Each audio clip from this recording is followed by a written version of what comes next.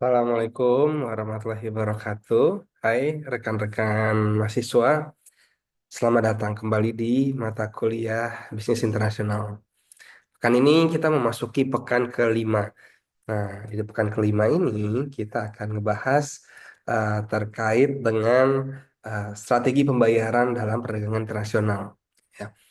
Jadi dalam kegiatan perdagangan internasional, nah ini adalah terkait bagaimana kepercayaan lintas negara.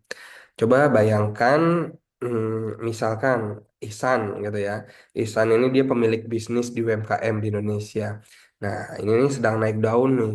Terolah dia produksi sarung. Nah, sarungnya ini ternyata diminati oleh orang luar.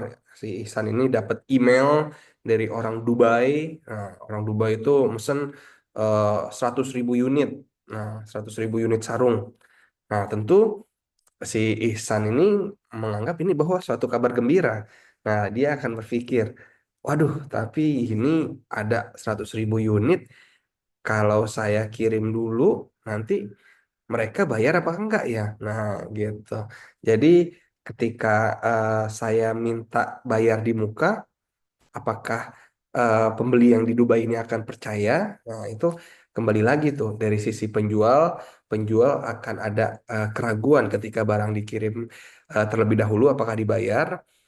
Dari sisi pembeli juga ada keraguan ketika dia melakukan down payment atau pembayaran lebih dulu, apakah akan dikirim. Inilah realita dalam perdagangan internasional. Di sini penting rekan-rekan untuk memahami terkait dengan sistem pembayaran ekspor dan impor.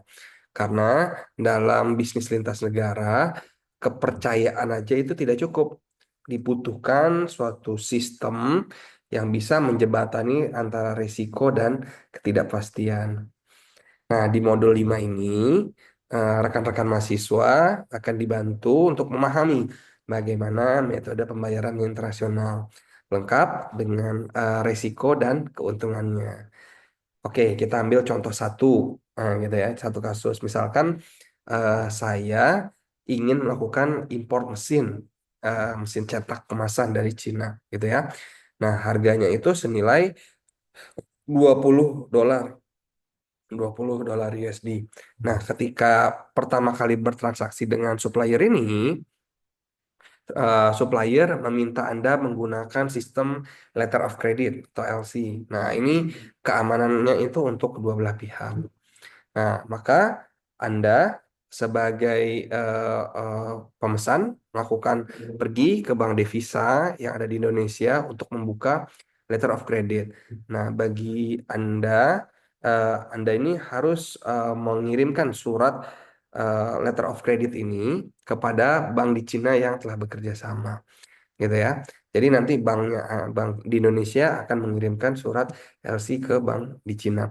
Nah, ketika LC-nya sudah dikeluarkan, letter of credit dikeluarkan, barulah supplier yang ada di Cina akan mengirimkan barangnya ke Indonesia. Nah, setelah semua dokumen lengkap, invoice, bill of lading, sertifikat asal, maka bank ini akan membayar kepada pihak supplier, gitu ya. Jadi, Anda baru membayar ke Bank Indonesia setelah dokumen lengkap dan barang sudah dikirim. Jadi si bank ini adalah perantara. Seperti itu. Nah, selain letter of credit, ada metode lain juga yang mungkin sebaiknya kalian pahami, yaitu adalah dengan teknik advance payment. Nah, ini adalah dengan cara Anda membayar terlebih dahulu, nah, barang baru dikirim belakangan. Hal ini tentu akan menguntungkan eksportir, tapi ini beresiko tinggi juga untuk para importir. Itu yang pertama. Lalu yang kedua itu adalah open account. Nah, kalau sistem pembayaran open account ini, barang dikirim terlebih dahulu nih. Barang nyampe, baru kita lakukan pembayaran. Jadi pembayaran di belakangan. Nah, ini kebalikannya. Ini menguntungkan sisi pembeli, tetapi ini penuh resiko juga untuk bagi penjual, gitu ya. Nah, jadi eh, harus ada kepercayaan. Sistem yang ketiga, ya itu adalah collection. Nah, ini bank membantu proses penagihan berdasarkan dokumen, gitu ya. Ini lebih fleksibel, tetapi tetap penuh dengan kepercayaan gitu ya. Yang terakhir adalah konsinyasi.